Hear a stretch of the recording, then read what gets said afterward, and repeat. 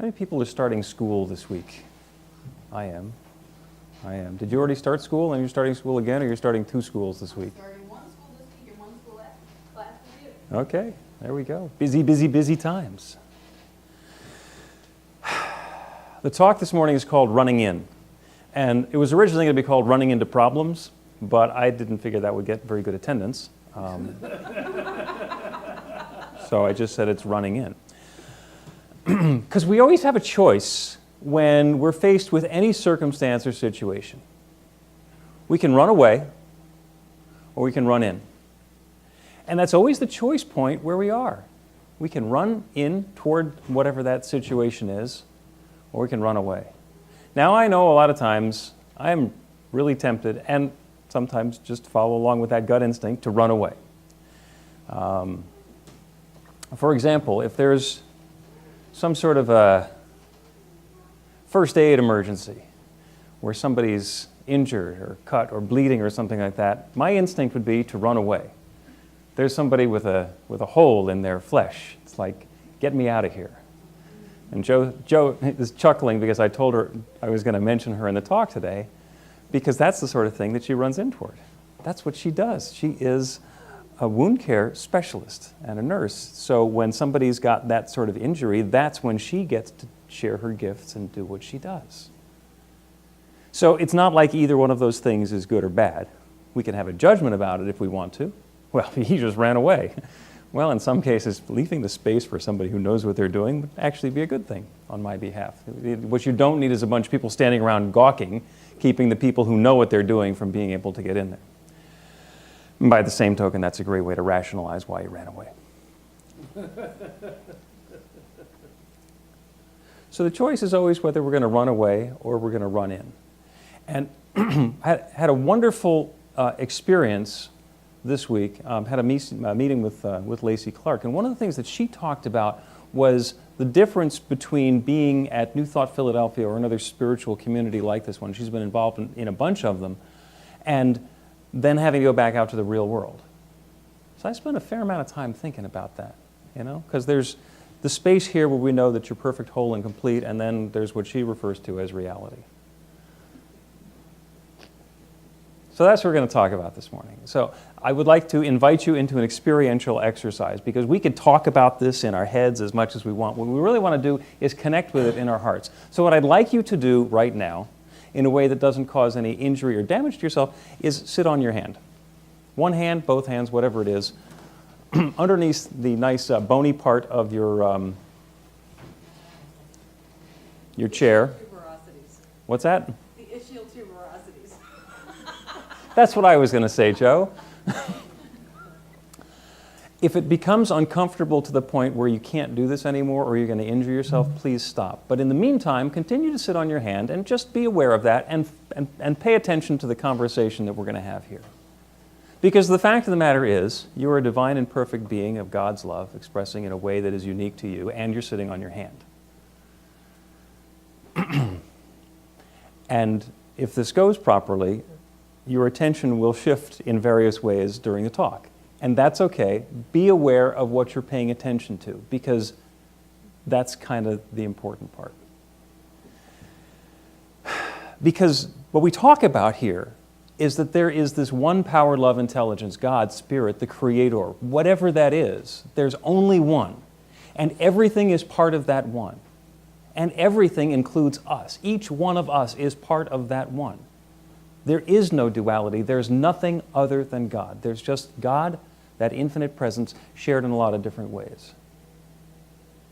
And we have this amazing illusion of separation, this amazing appearance of duality, that in order for there to be light, there has to be darkness. In order for there to be warmth, there has to be cold. In order for there to be up, there has to be down. If you're only sitting on one hand, you can point up with the other hand. Except you happen to be sitting on the surface of a sphere. So up for you happens to be away from the center of the earth, and depending on where somebody is on the earth, they're pointing in a different direction. The thing that makes you feel like it's up is that that's down, and the only thing that we have in common is that gravity is pulling us all in the same direction. And the direction that we feel pulled towards gravity is what we call down, and the opposite of that is up. That's a lot of words. That's a lot of words to describe what we mean when we say up. But that's the nuance that goes in there, because it's an illusion. Up is simply a perspective that we have based on where we are and what we're involved in at any particular moment. So hopefully by now you're aware of your hand, and you're aware of sitting on your hand, or you're aware that you stopped doing that. And that's okay. Because if you stop doing that, it's okay to not be involved in that process anymore. You're not running away, you're making a different choice for yourself. The fact that you did it to begin with, or considered doing it, is curiosity. And curiosity is so, so powerful. That's what Marshall Rosenberg was talking about in the reading. It's about having that curiosity, that empathy, that willingness to suspend everything that I already thought I knew and be completely present with somebody else to find out what they meant. Because I know what I mean when I say up, but I'm not sure I know what you mean when you say up. And when I hear you use that word, if I start thinking about stuff that I already knew about up, then I'm completely ignoring whatever it is. Oh my God, down. I'm completely ignoring whatever it is that you might have meant. I could miss the nuance there. So there's the phrase, what do you mean? And people can say that with indignation. What do you mean? But that's a great question. What do you mean? When you say up, what do you mean? And if we can ask that question with openness, what do you mean? Then we have that opportunity to connect more deeply with somebody. We also have the opportunity to learn something. What do you mean? What do you mean by that? What did that mean? Now, there's always the danger of getting so tied up in our heads that we spend all of our time asking, what did you mean? And they answer, well, what did you mean by the answer? Well, what did you mean by the answer about the answer? Well, what do you mean by the word that you used in the answer about the answer? And that can distract us from the truth as well. The way that that becomes powerful for us is when what did you mean is an opening. It's an opening that allows us to be present for somebody else so that they can fill in what that meant. So when we're running into problems, just think about it, there's the phrase, I had a run-in with the law, which people usually mean, the sheriff's in town and I had a problem and they wound up in jail for the night or something. But we talk about the law being this one power and principle, and everything is basically working according to this one infinite law, the laws of nature. So everything that we call problem is a run-in with the law, capital L. It's where the experience that we wanted to have is somehow different than the experience that we were creating by the actions that we had, the intentions, and the energy that we were putting into the law. Because the law is always working. It's a principle. It works the same way for everybody all the time. And we do experience problems in our lives.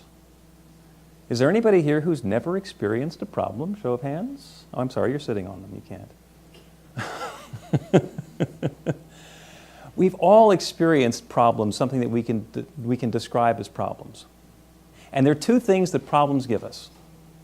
The first thing is they distract us from the truth. When we see a problem, we see separation, we see an issue that needs to be resolved, we see the good, the bad, the black, the white, the up, the down, the hot, the cold. We see that separation, we see that duality coming into our experience, and it can distract us from the truth that we're all one, that we're all connected. So why in the world would we have them? If it's just going to be a distraction from the truth, what in the world would be the purpose of there being problems? And I got to figure that an infinite universe that's put together by an infinite intelligence wouldn't create something if there weren't a purpose to it. So what the heck is the purpose to having a problem? Well, that's where we grow. When we have a problem or a challenge or something that feels like a limitation, it's being able to face that to run in toward it, to say, here's a situation that's not working the way that I want it to be working, to see something different and to create something new. It's kind of the spur that's spurring us on, that's urging us forward. When we see something that's a challenge, we say, here's something that I don't like. And if we just want to run away from it, then what we've learned is how to run away from it. And that's okay. Is anybody still sitting on your hand? Good. And if we decide that what we want to do is run toward it and say, I want to understand why this is seeming like a problem. I want to understand what's making this be a challenge for me. I want to understand where the difficulty is coming from. Then we have an opportunity to learn more about ourselves, to learn more about the way the universe works, and to create a new experience. So those are the two things that we can do when we're dealing with a problem. And sometimes they're for our own personal growth and our own personal good, and sometimes there's a bigger picture going on. So I was just reminded that the 1st of September is smack dab the middle of hurricane season. And it's not quite as much of a problem here as it was when I was living in South Florida for all those years. I was there for Hurricane Andrew. And some years after that, I was back in Orlando. My brother and his family have a timeshare outside of Disney World. And so my daughter and I and her friend were down there spending a week at Disney at the timeshare, and it was wonderful. And partway through the week, the forecast was for another one of those hurricanes that was going to come through Florida and heading right for Orlando. And I don't know if you've ever been in one of those situations where you're at the beach, you're at the resort, you're on vacation, and there's a hurricane warning, because there are some people who are like Chicken Little. Oh my God, the sky is falling, the world is coming to an end, we have to run. And there are other people going, oh, well, it can't be that big a problem. And I'd lived through Hurricane Andrew. And the last thing that I wanted to do was to be in a condo in Orlando with no power in August, with the heat and the humidity, because after the hurricane goes through, it's hot and it's humid and it's miserable and there's no electricity, and if it's been a bad hurricane, the electricity takes a long time to come back on. If it's a particularly bad hurricane, the roads are closed because there are trees down and power lines down and nobody can get through. So I didn't want to be in a condo that seemed very nice the day before the hurricane. I didn't want to be there the day after the hurricane, even though I didn't know what was going to happen. So I tried to fly, run away, because I didn't own the property there, so I could do that. But of course, the airline was completely full of people who had already booked their flights and other people who had gotten the idea to run away before I did. So I couldn't fly out of Orlando, and I couldn't fly out of Tampa, and I couldn't fly out of any of the other Florida airports. But I had a rental car, and I could fly out of Atlanta.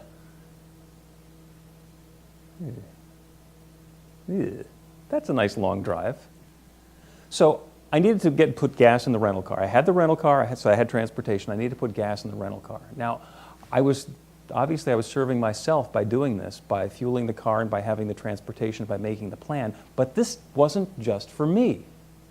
I had 2 kids with me that I was taking care of. So you can look at that and say, oh, well, you're just taking care of yourself. It's all about me, me, me, me, me, me. Looking at the problem saying, I got to take care of myself. But once I'm taken care of myself, then I'm in a position where I can take care of other people. Then I'm in a position where I can use those gifts and those resources that are available to help somebody else. So that's the other part about this teaching. People say, oh, well, it's just about creating something for yourself. And the answer is yes. And when what we want to do is create an experience that's helpful or beneficial to other people, it helps us along the way. I've often said that hungry people make lousy philanthropists. We have to feed ourselves first before we can feed the world. So there I was, and I put the gas in the car. It's a long drive from Orlando to Atlanta. And it's especially long because as soon as we got on the Florida Turnpike, there was a huge traffic jam. I mean, bumper to bumper, I'm within a quarter of a mile of getting on, it was stopped. Nobody was going anywhere. So we sat in the traffic for an hour. And I knew how long it was going to take to get to Orlando, but not if it took an hour to go half a mile. So finally I realized, I could do a prayer. And I'm thinking about all the reasons why that's not going to work, because the traffic's not going to change just because I did a prayer, because the situation is going to, these other people who are like running up the Florida's Turnpike aren't going to go away just because I do a prayer. So I did the prayer anyway. And the prayer was for having that perfect traffic experience, to be completely in the flow, to have all the pieces fit together in exactly the perfect way so that everybody got to where it was that they were going in an orderly and safe fashion.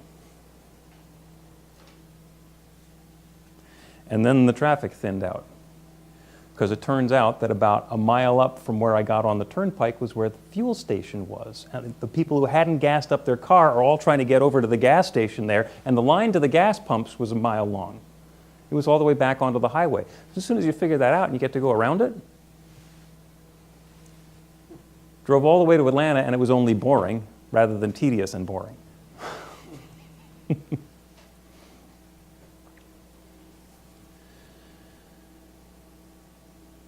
So it's about being open to our good. Would the traffic have thinned out if I didn't do the prayer?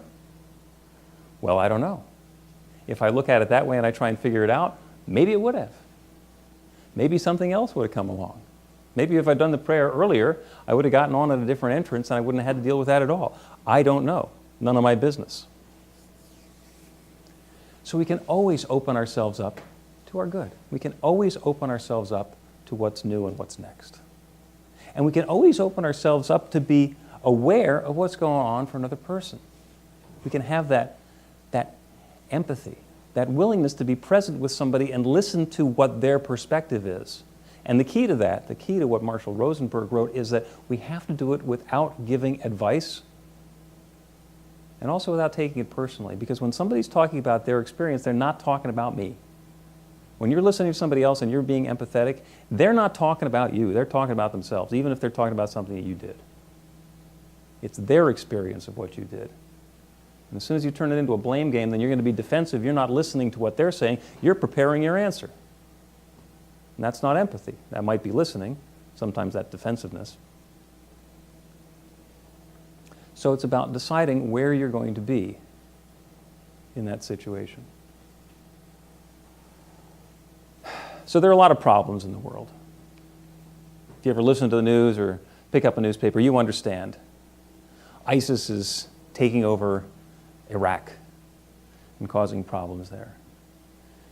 And the Israelis and the Palestinians are having this conflict in Gaza. They've been digging tunnels and they've been bombing each other, and there seems to be a ceasefire going on now, and there might be a solution there. But people look at that and they say, oh, that's a problem.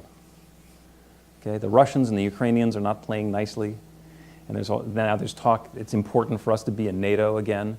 You can look at all of those things and say, that's a problem. There's an Ebola outbreak in Western Africa, hemorrhagic fever. Some people look at that and say that's a big deal. And I hear what you're saying right now. Yeah, all that might be a problem, Reverend Bill, but my hand hurts. Because I've been sitting on my hand for the last 15 minutes and my hand hurts. And I don't really care about Ebola or ISIS or the Gaza Strip or Ukraine or any of the rest, because ow. So what's the reality?